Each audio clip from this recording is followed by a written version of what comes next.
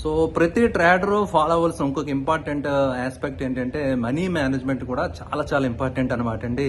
So అంటే మీరు ఇందాక మన ప్రీవియస్ రీల్లో మీరు చూసుంటారు కదా, ఆర్పిటి అని చెప్పాను కదా, రిస్క్ పర్ ట్రేడ్. ఓకే అండి. అదేవిధంగా మనీ ఒక ట్రేడ్కి మీరు ఎంత ట్రేడ్లో మీరు డిప్లాయ్ చేస్తున్నారు అనేది చాలా ఇంపార్టెంట్ అనమాట అండి. సో మీ దగ్గర ఉన్న క్యాపిటల్ వేరు, మీరు పెర్ ట్రేడ్ డిప్లాయ్ చేసి క్యాపిటల్ వేరు అనమాట అండి.